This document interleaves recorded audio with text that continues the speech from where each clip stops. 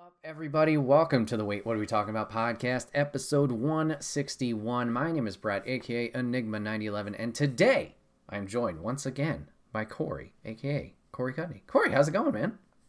I'm doing good. How are you, man? I'm great. I'm very excited for our conversation today.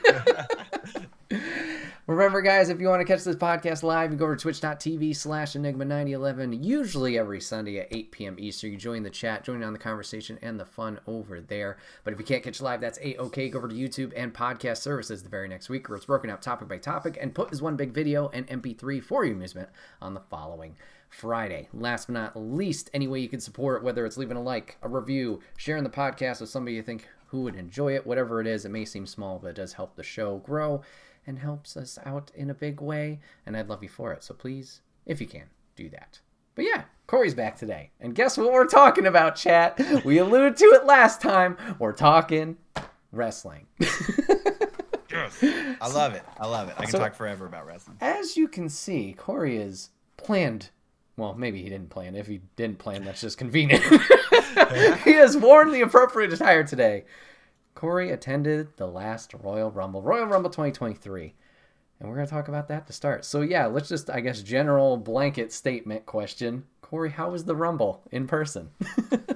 It was really good. It was awesome. I went in 2017, was also in San Antonio at the Alamo Dome. Mm-hmm. So it was a really good, my brother got tickets in 2017, and he was like, I'm going to warn you, like, they're not great tickets. And I was like, okay. And so we saw like NXT the night before in 2017. Ooh. It was the one where I think it was the one where Bobby Roode beat Shinsuke for the title. Okay, yeah. It was pretty good. I really enjoyed that one. And then when we got to the Alamo Dome in 2017, we just kept going up the stairs, and it was like comical. We just kept going up. We were in the very tippy top where there was legitimately probably like 5 or 6 rows behind us, and we were at the top. Sure. And the lady was kind of abrasive. I'll never forget it, where we get to the final like landing. And like, this is a group of wrestling fans. Everybody paid money to be in here probably, unless they like papered the event and gave out free tickets. I don't know. That's hearsay. Who knows? And so like we get to that landing, and she's like, "You're gonna need binoculars. You're not gonna see a thing." And I was like, oh my God. Like, she was very like upfront about it. And like, she was like antagonistic. And I was like, screw you, lady. I'm gonna watch it. And we watched the screen most of the time, but it was great. And so I told Colby, my brother, like, I don't know, this was probably like whenever they put the tickets first on sale, I was like, I'm gonna get tickets. And they're going to be better than last time. And so I went through this thing. It's on the side. It's called Priority Pass. And I think that they went through this company one other time. The company's called On Location. And I think they went through them for Survivor Series first. And I think this is their second time going through it. And they're doing it again for Mania. And it's kind of like, so they don't have to plan out all the like, hey, you spend this amount of money and you get like this experience. You get to go take a picture at the ring and do this, blah, blah, blah. We got not the cheapest of that, but the one right below. So you really don't get anything. Like, you don't get to go to the ring. You don't like meet people or whatever, because those are a little too pricey. But they're like, you do get, a guaranteed pretty good seat, and you get a hat, and you get like a lanyard. I should have brought the lanyard. You get like a lanyard, and even though it doesn't do anything, like, you still feel nice, sure, walking in with your lanyard. And then 3 weeks down the line, so I don't have it yet because it was just last week, but they said approximately 3 weeks to a month later, you'll get one of those plaques that has like a used ring mat cut off of it. So that'll be cool. And so we had like this whole section, and I felt this is such a bad story for me to start on. I felt really ungrateful, and I had to like humble myself, because I am used to like these AEW shows, and I'm used to smaller scale shows than the Royal Rumble, where even the mid-sized tickets, you're pretty close, and you're like, cool. We sit down, and I told my brother immediately, I'm like, I am so sorry. I was like, these are not great tickets. I'm sorry, man. And he was like, no, these are great. Don't worry about it. And like, we were right next to the press box, if that kind of helps give you a mental image, where the press box is meant for the journalists and stuff to be able to see everything and, get a clear picture. So we were able to see everything really well. We were right behind, not any of the camera sides, but we were facing right down the ramp. so we could see people coming pretty much towards us. And so I was in the middle of saying that, and like to a comical degree, people would come down and sit, and they'd be like, "These seats are amazing." And so I was like, "Okay, Corey, quit being picky. Like, enjoy, because this is pretty cool." And so yeah, no, it was a great time. The pacing was a little weird. I don't know if it was just me and my brother were like talking to each other, because it started with the Rumble. Like all the middle matches kind of felt like a blur. But like the Rumble itself was really awesome. Like, you know, I think everybody saw from a mile away that Cody was going to win, but like you know, it's not the destination, it's how you got there. And we were really glad with that. A lot of that worked out really well. And like just moments like having Walter last the distance, and you have number 1 and number 30 facing off. Like, it was so good. I loved it. And that did such a good thing with Walter, I guess Gunther. It does such a good rub for Gunther and the Intercontinental Championship kind of by association. But like the Pitch Black match was also cool in its own right. It wasn't a great match, and it was one of those that you're watching in live view and you're like, I don't know how this is gonna work, but we'll see. And then like 5 minutes later, the bell rings, and we're like, oof, that was fast. But I don't know if they showed this on camera or not, because there was like the black lights. Sure. And everything worked. And then on the side of the arena, I can't imagine that they showed this on TV, because there's no way it would have played well on camera. On the side of the arena, they had one of those, I can describe it best as a Guitar Center light show. Okay. But it was so cool because they were like like pink and green lasers were like zoom, zoom, and like going in between each other. And the whole crowd popped for it. And it happened one time and not again. And we were like, me and my brother were like, why aren't you keeping that up? Like, that looks so cool.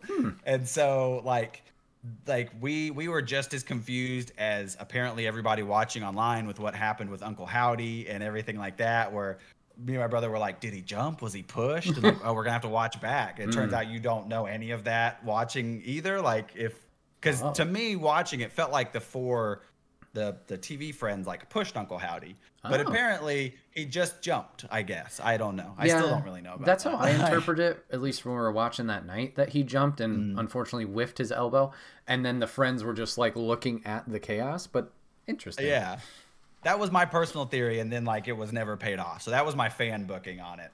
It is very funny on a wrestling, Chris Jericho hopping off the steel cage onto a mattress type way, where it's like watching it, you're like, oh man, he did not hit near him, and you're like, they probably looked good on camera, and then people are just trashing it online. And I'm like, poor dude. Like, it's one of those things where in the year 2023, we know the tricks and stuff. We don't want them to get hurt, right? And so I don't want you to jump off a 30-foot thing or whatever and land directly on the guy. So I don't know what else I was asking, but like you said, maybe a little close. Like, he whiffed it a little bit. Yeah. But yeah, and then by the time the women's championship match came up, the crowd was still kind of dead. And that one, I felt bad for them, because they didn't seem to get the time, and that always seems to happen with the women's matches in particular. Right. They just didn't seem to get it. Again, it was like you blink and we're like, hey, we're getting into the third gear of the match. Like, the crowd's starting to kind of come back, and then the bell rings, and you're like, oh. And then the women's battle, the women's Royal Rumble was like the same way at the beginning. I don't know if this felt this way on. I'll get your take. Okay. Because in the arena, it felt like the first like half up until Asuka is where me and my brother kind of determined. Up until Asuka, the crowd was still kind of dead. And then from Asuka to the end, it was like a crescendo of like, heck yeah, like Asuka got a big pop, and then that energy is just kind of carried off through the rest of the night. Yeah, I'd agree with that. I would think that was the same. Yeah, like you mentioned, the kind of pacing, I think from our perspective, it was a little bit of the opposite. Like, I don't know if we just felt that energy, like, yeah, the Rumble's exciting, and then it's kind of like, there was everything, and then it go, we're back into it. But yeah, that I can definitely agree. Asuka's like, when she came out, and especially with the reveal of the the more Kana gimmick, it was like, whoa, everybody is back into it. So I was so impressed with like because I personally didn't know about Kana. Like Colby had to like tell me, oh, there's like the murder clown, there's like this whole thing, and I was like, oh, heck yeah. Because I'm a very stereotypical like WWE person pre like I don't know pre 2014 or so, where I don't know if I have the exact time, but it's like that's probably a good, because that's really when I started getting into NXT. Yep. And then NXT kind of spins off into the other indies and then everything like that. My brother was always really good about keeping up with New Japan and stuff like that. He showed me Okada and Omega, like all of their stuff, and he was showing me Being the Elite way before I ever knew like anything about it, and it was really crazy. And so yeah, he was telling me about it, and then she takes off the mask and it's Kana, and everybody just like pop. I'm like, oh my god, this crowd is, you guys, good on you guys. Like, you guys know. And so that was the other thing I was a little sad about, but it's totally, I totally understand it, just because of the difference in the crowds. Like, you go to an AEW show and people are up and, debatably, depending on where you are in the arena, almost to an obnoxious level, where people are like up and screaming and yelling and waving signs around and like they're part of the show. Especially at a show this big, really only like the first section of the on the ground guys, fans are like in the show. It feels like the rest of us are just like observers, like, oh yes, yeah. And like, my section got up and popped for like, Cody and Booker T, like everybody popped for, and I will never, I'm one of those people, I will never fail to be amazed at how over Roman is now. And it's just like, I don't know him personally, obviously, but I'm like, you know what? I'm glad for this man. Like, he was back in 2017, he was hated. Like, he came out in number 30, and legitimately, me and my brother started to get up to start going, and we did the slow walking down so we could like still see what was happening. And then Randy Orton won, and we were like, okay, that's better than Roman, I guess. And we left early.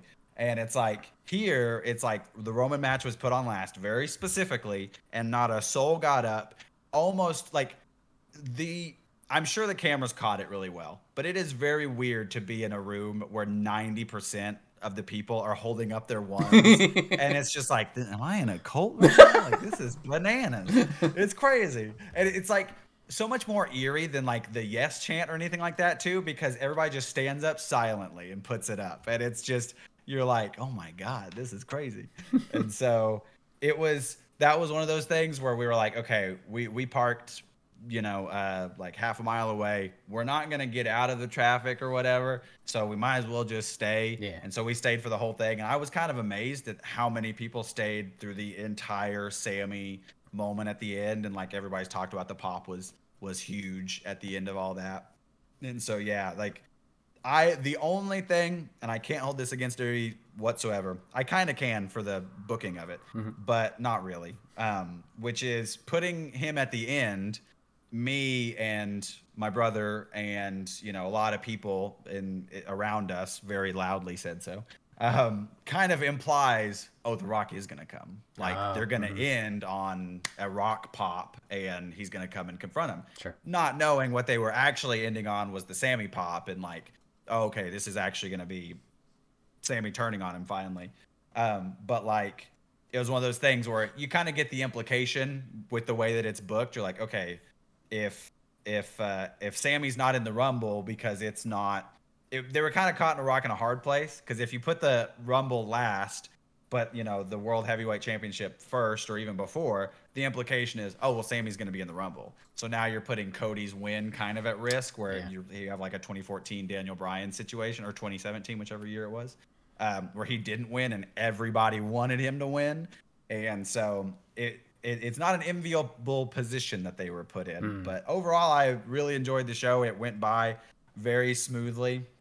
I got a little, you kind of can see it. There's a little bitty longhorn. I have started to, my finger is right on him now. I've become one of those people that I go to an event like that, and they don't do it for everything, but the little WrestleMania bear is right next to him.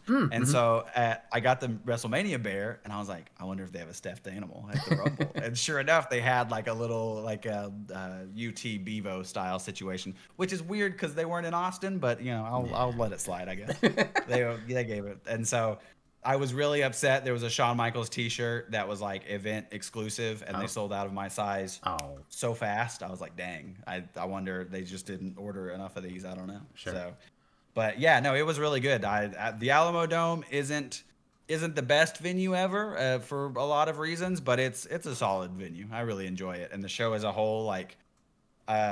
My only piece of feedback is I feel like they need to play some music. Again, I hate to compare everything to AEW. You go to an AEW show and it's like they're playing music. You got the dark matches. They're bantering with the crowd back and forth, and it's just like a fun, lively environment. We walked in about an hour and a half early. It was dead silent. And it was just eerily silent. And they had the Royal Rumble logo up on the screen, but nothing else. And the ticker around the arena was even the arena ticker. It wasn't the Royal Rumble ticker yet. And they didn't play a single ad. They didn't introduce anybody. They didn't play any music. They didn't do anything until the lights hit off and the copyright logo hit, which got a huge pop. Interesting. Yeah, they did the lights every time they would cut to us in the arena. They had the lights to get people to do a pop. But like I was telling my brother, I was like, this is kind of weird. Like you slowly, as people started to file in, it started to get louder and louder as people talked amongst themselves. Sure.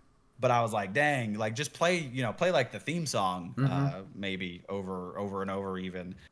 Which I can't believe I didn't mention. My God, the crowd hated Hardy. It was so I felt simultaneously bad and I was cracking up because I was like, you guys should have. This feels very. I don't know if you've gone back and watched. Or if you lived through them, the early 2000s ones where they would cut to WWF Times Square and they would have them play like Drowning Pool or Saliva would play. It was always one of those two bands for some reason. And like they would play the theme song. And so it was like, it reminded me so much of that when they set up the drum kit and we were like, well, Roman doesn't have like a song that they could play. And, and Sammy doesn't, and Kevin, like, what are they going to do? Just like, and I finally was like, are they going to play the theme song? And sure enough, they did. And the crowd booed hardcore. I was like, oh man, it was kind of awkward. Yeah. It was a great moment to be in. Yeah, it was definitely one of those things that kind of, like you talked about, momentum was just another like bump in the road. Like it was fine to do, but like they should have had something set up. And granted, they didn't have a stage, which I'll kind of talk about later with you. But like just, we got to set up this thing. Oh, now we got to take it all down. Like, let it keep going. Also, it was so, I'm glad you just said that. So my brother and I had a theory, and I don't know if it's true or not. I haven't seen anybody talk about this actually, is in the arena, and I'm sure it happened at home. I don't know. They kept playing vignettes of the wrestlers that were in the Royal Rumble. Yeah. After the Royal Rumble. Yeah.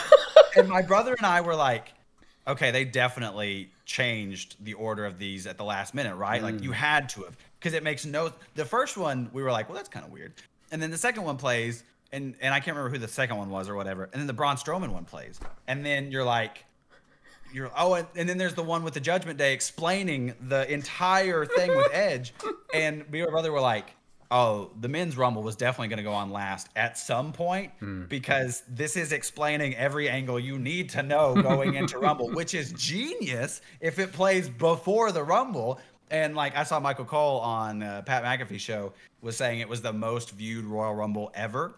And I'm like, that's brilliant if it's like, hey, we have a bunch of new eyes on the product for a myriad of reasons. The Roman Sammy thing is huge, and even like Logan Paul bringing people in, whatever. And it's like you have all these people new to wrestling and new to the product. And I just love the image of people like doing the Royal Rumble and like, I don't know who any of these people are. And then slowly over the next 3 hours, like, so that's what that was. That's why that guy hated that other guy. Yeah, it was such an odd choice. Like, totally, yeah, do that. And you have vignettes for people because we've had that over the past couple pay-per-views since Triple H has been in charge, where we see like, oh, there's a Charlotte Flair one. She's obviously out. Let's promote her and stuff. I didn't know that. Yeah, they've had ones where they do that, but yeah, this one, I agree, totally felt like out of place. Like Papa Griff even just brought it up in chat as you were bringing it up. Like the between times, Yeah, you're talking about, I'm Braun Strowman, I'm a monster, blah, blah, blah. Yeah. Bro, we just saw you lose. What are you talking about? Use this time to promote people who aren't here, who's injured. Maybe like the old days, there's this new person coming in. There's so much better time we can use here. Yeah, very I odd. completely forgot about, I'm going to have to bring that up to my brother tonight, because I completely forgot about that entirely. We were like, I wonder if this is what they're seeing at home. Like, this is so weird. And that's what...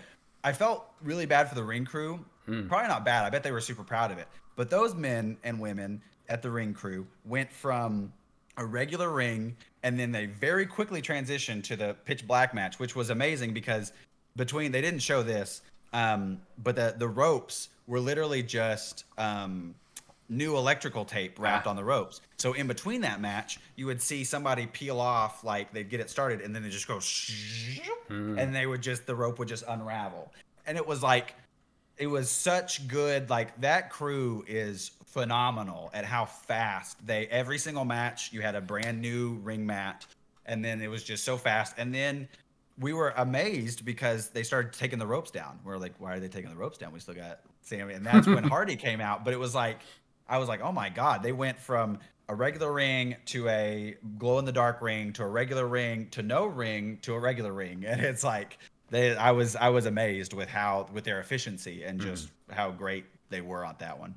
Yeah, they definitely put in the work that night. So you alluded to it earlier where you're sitting with the press box and stuff like that, or near the press box. You mentioned you could see everybody coming down the runway or the ramp. I bitched about this prior to the Rumble because over the holiday break, I rewatched the Rumble matches for like the past 6 years or whatever. I was like, whatever. And it got to, maybe it was the Texas one from like that you also alluded to. What is with the line of sight? What does WWE not understand? Entrance, ring, straight line. I don't want this fucking L. No. I'll tell you why they did that. Okay, so this year, I don't know why they did that. In 2017, I'm sure you saw it. This may ring a bell in your head because it went semi-viral on my Twitter feed. In 2017, it was a super long thing, but I want to say it was straight on. I don't know. But it was super long, and all of the like heavyweights would get on a golf cart. And they would all like...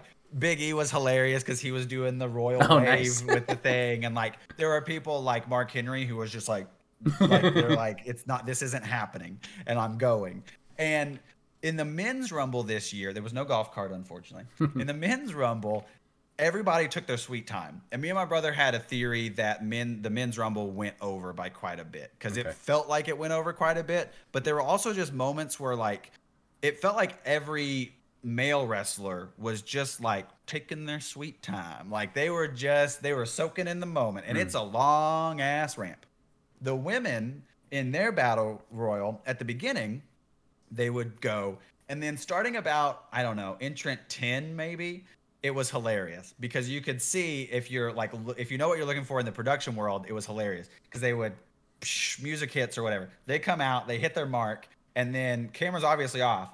They sprint full speed, and they go, and then the curve hits, and then they put on the brakes, and they turn, and then, the camera's back on them. They're back in character, and they're like, oh, look at me, or what, and they're just walking.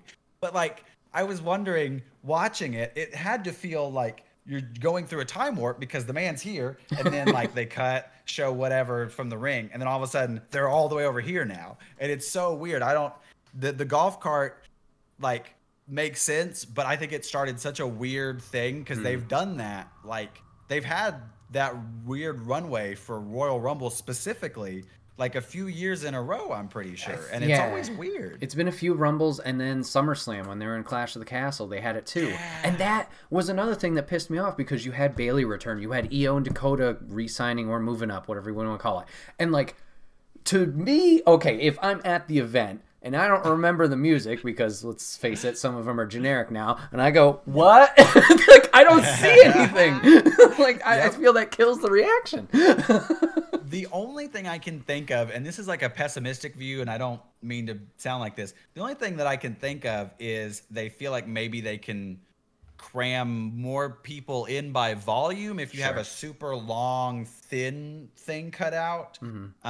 Because, you know, you can only sell so many rows stretching on the floor back on the floor. I guess unless you brought in risers, I don't know. That's the only thing I can think of logistically that would merit that. But yeah, the runway's weird, and you said it earlier, but like the lack of a stage is kind of a bummer. We're like slowly getting to where nobody, and now AEW got rid of the tunnels, which makes me sad.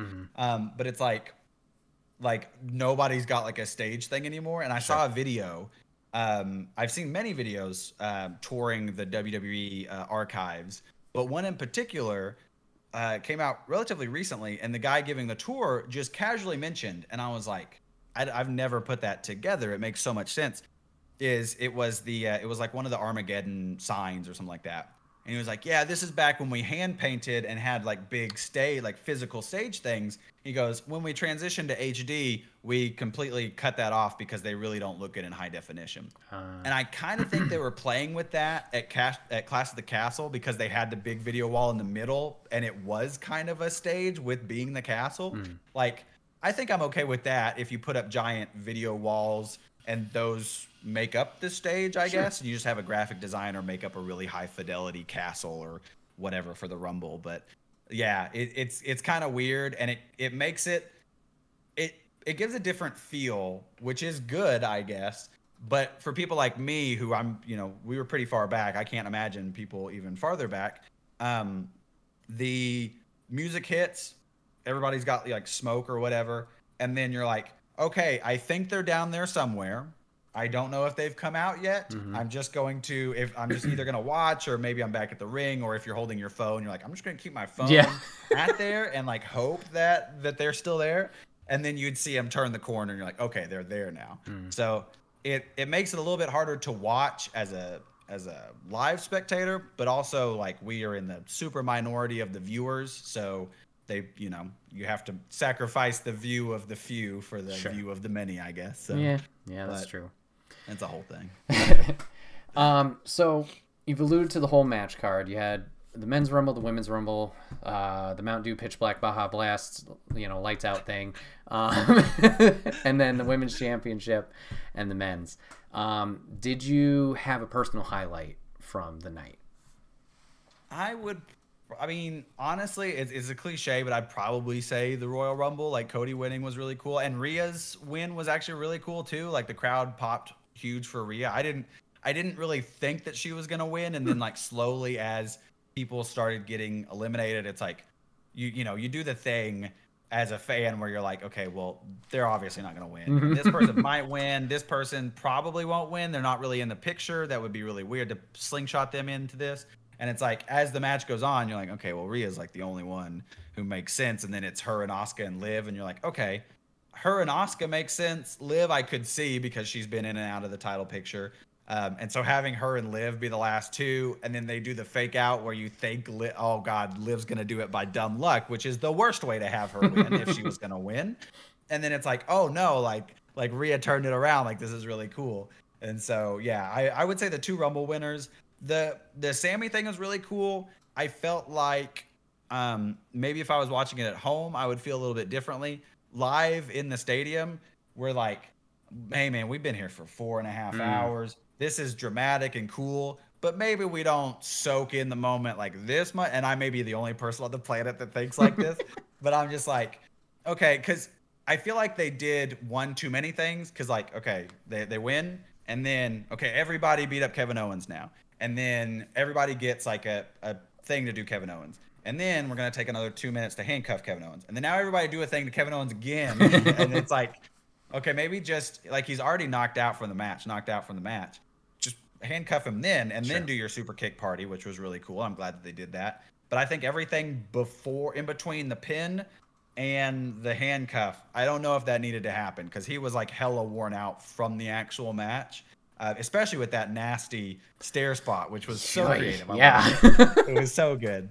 And really just have Kevin sell that, and it's 4-on-1 now. Have them drag him, even if he wants to fight. You have enough people. Then he handcuffs, and you can have Sammy do the, hey, I don't know if this is right.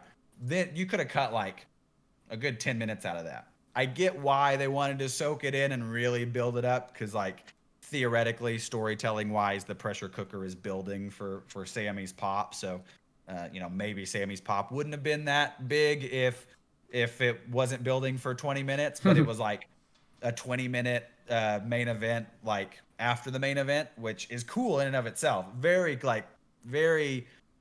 ballsy is such a funny way to put it, but ballsy way to end your pay-per-view, to have like this dramatic storytelling moment and no wrestling happen on a wrestling show.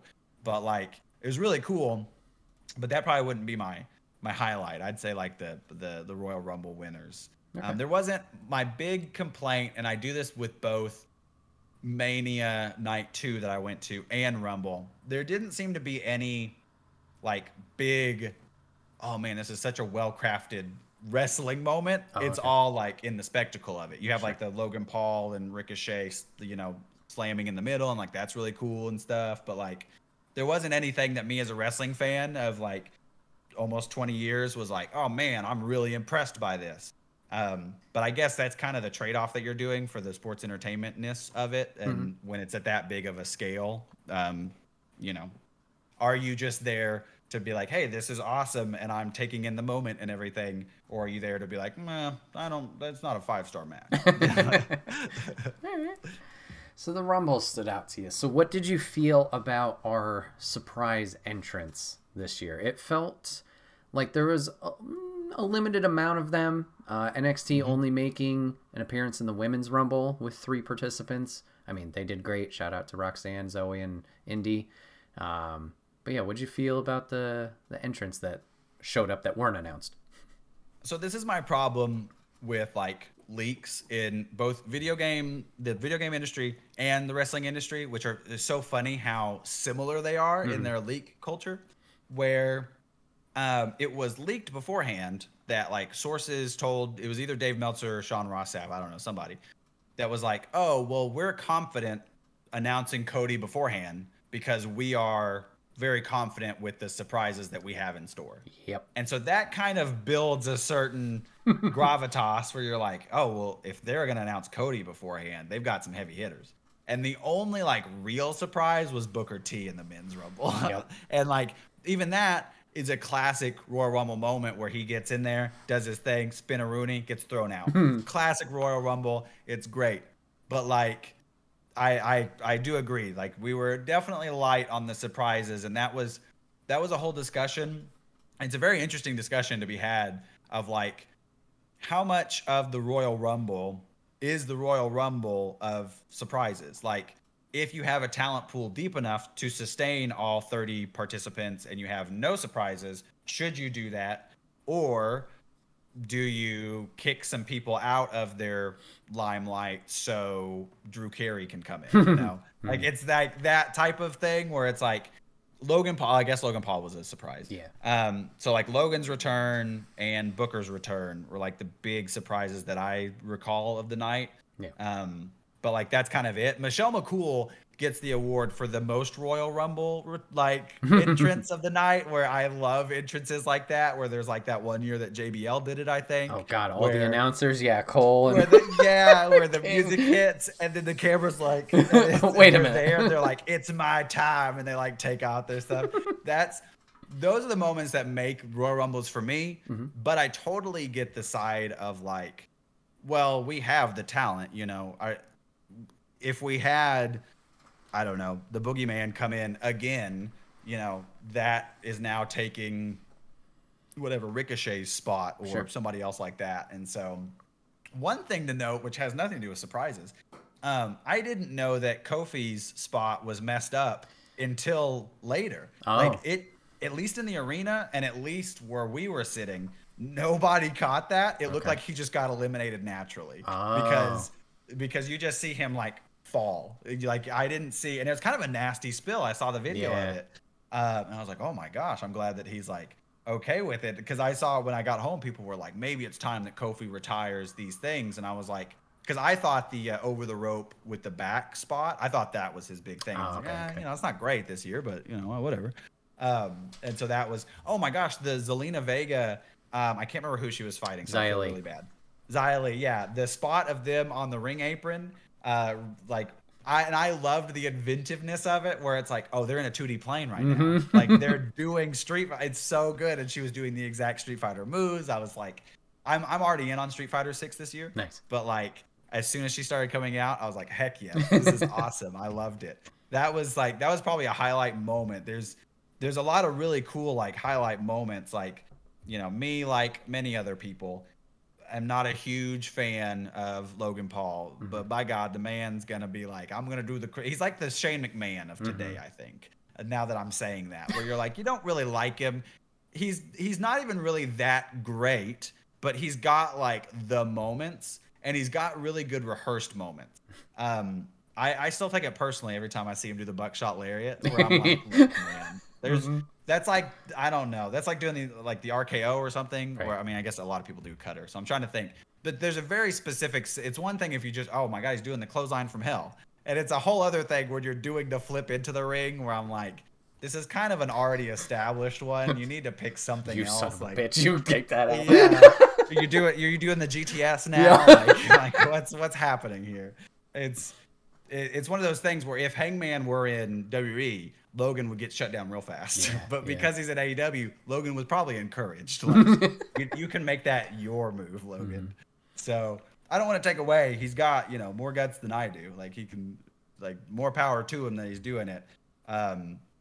But he's definitely, I like that the entire internet has collectively come up with the, damn, I don't like you, but you're going to impress me. Like, and so that there were good moments. I really enjoyed a lot of the moments out of it. And like, once we got in it, it like, you know, rolled on really fast, and it like just booked through. It was pretty solid. And so that part was really good out of it. I'm trying to think of like little things around. Shout out to the people next to us who went to the seats below us that were empty because those people bought tickets and just didn't show up, I guess. Huh? And so they were like, hey, if it's cool with y'all, like, we're gonna move down there and y'all can like spread out. And I was like, heck yeah, you do that. So they did that. So that was like, it's like no matter where we go, it never fails. My brother and I are both 6'2", 6'3", like just big guys. And so like we sit down, and it never fails that one of us, my brother or I, sits down next to somebody who is also just a big framed guy. And so you're just like this. And so it's become like a tradition now where like one of us like scooches on the edge of their seat so the other one can like kind of spread out. Sure. And so it worked out amazingly that they were like, hey, we're just going to volunteer to go down there. And I was like, heck yeah, you do your thing, man. Yeah. Speaking of surprise entrance, Papa Griff asked in chat, how did you feel, or how was the live reaction for Miss number 30 in Nia Jax? Oh my God. Okay, so I genuinely feel bad for her to that pop, because it was a two-tone thing that I don't know how, you know, it's weird where I don't know if everybody, but the people behind us definitely had like go away heat. They didn't have, oh, she's a heel coming back. Oh no. Like they made jokes all night of, oh my God, she's going to come back and injure everybody. And I'm like, oh, let's not being mean to Nia or whatever. And then she actually did come back, and she gets a chorus of boos. And I'm like, oh guys. And like, and so I'm now sympathizing with her. Oh my God, I forgot about the botch of how okay. Oh, the countdown. The countdown. I told my brother, I want them to do this in every Rumble from now on, because it was so much better. My brother and I came up with a solution. Colby was smart and was like, just do it for number 30, because then it's a surprise attack pretty much. Whereas I was like, you can just do it intermittent, and I'm fine with it, because we were just watching the Rumble, especially with Nia Jax's music, because it doesn't have a super long lead in or anything like that. And so we're just watching the match like, okay, cool, the count, you know, whatever. And then all of a sudden, I'm not like those girls. And it's like, oh my God. And then the timer comes up, and we were like, what just happened? And so it was so good of how that happened. And then like, as you process it, you're like, that was a much more natural reaction that they got from me versus a super like anticipatory, like waiting, which is in and of itself a very specific thing that you'd want to do to your crowd. So like do that for 1 through 29 or whatever, but especially number 30 where it's like, well, we don't have anybody else. Like there's no surprise of, oh, the timer's going to come up or whatever. So it's like, just attack us with it, because they kayfabe the time anyway, obviously. And so it's like, just hit us with it. And it makes it so much cooler. I loved that. So yeah, her coming out, and then they kind of like, it was cool that she returned, probably. But I like that. That's a great response. It's fine that she returned. Yeah, I'll admit that. It's fine that she returned. But I also don't like that they kind of just wasted the number 30 spot, where it's a cool surprise spot. Sure. She comes in and then almost immediately gets eliminated. And I'm like, that's a number 17 thing to do. Sure. That's not like a number 30. Most of the time I could totally be wrong. But number 30 normally is somebody kind of formidable. At least in some regard. There has to be joke number 30s that I can't think off the top of my head right now. The two I can think of are Truth and Carmella when they won the mixed tag thing. Okay. Those would be the only ones I can think off the top of my head.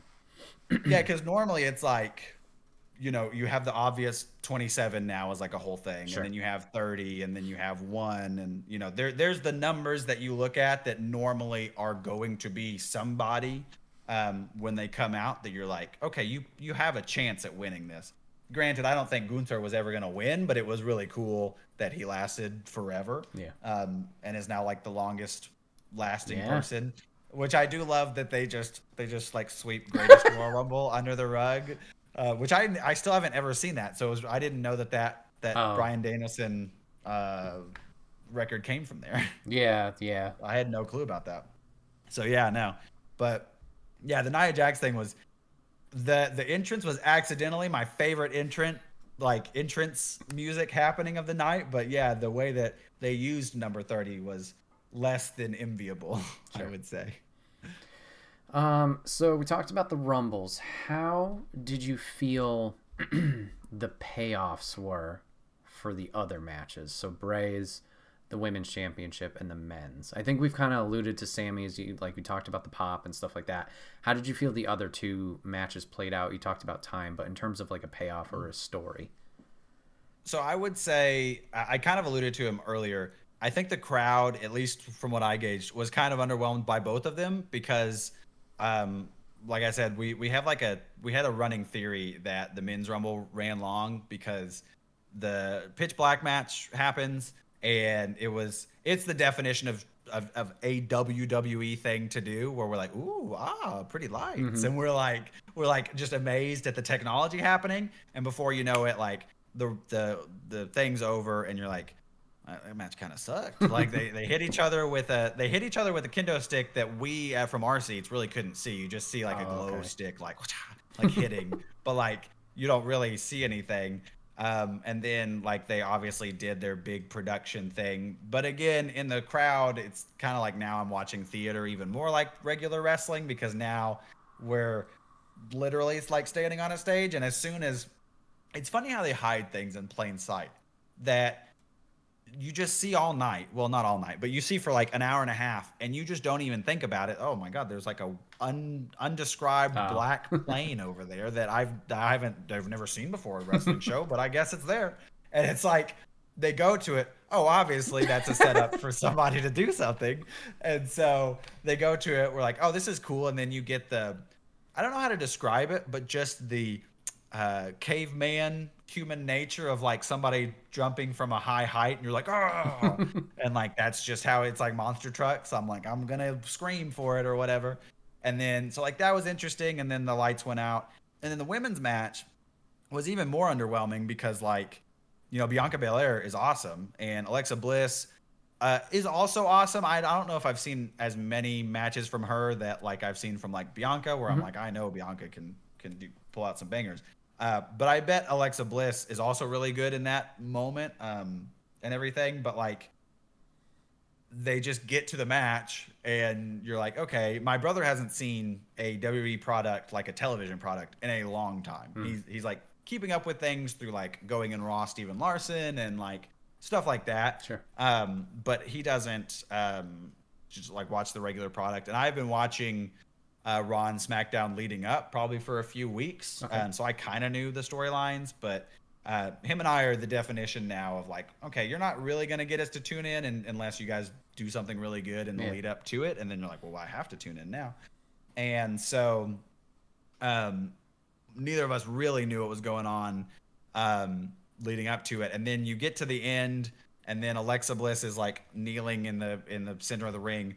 And that doesn't even really have payoff. It's like leading to the next thing. It's like, oh, the story continues. And you're like, okay, I feel like at this point we need to pull the trigger on Alexa Bliss is obviously connected in some way to Bray Wyatt or, you know, to that whole family or whatever. I do like the idea of them doing that on separate brands now that I'm talking about it, where it's like, that's kind of interesting where the you know, the legacy, if you will, of that character and everything is separating on both. It's not Alexa being Sister Abigail anymore right next to Bray. Now it's like Alexa's doing her thing. And I mean, my God, they still sell that Lily doll. Yeah. And I was amazed.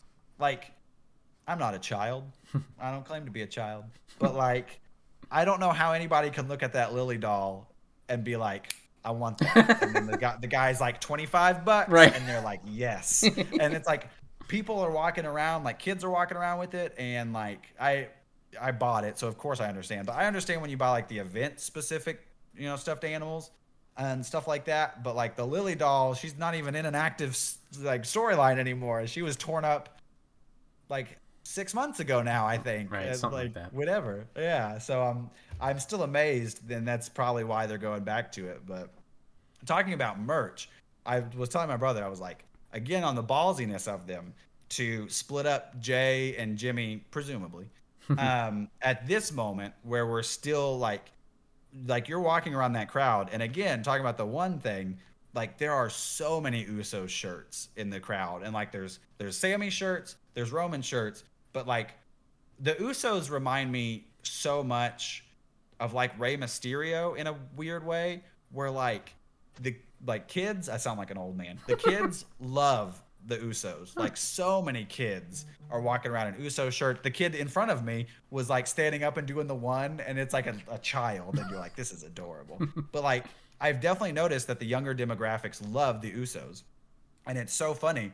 But it's like, man, you guys are potentially costing the We the One shirt, and I'm like, I know those are selling hand over fist. Yeah. So that's, you know, kudos to them for taking the leap. I doubt that they actually split up the tag team, but maybe for another storyline or something like we had. But we'll see. I think Who they're knows? following that next week.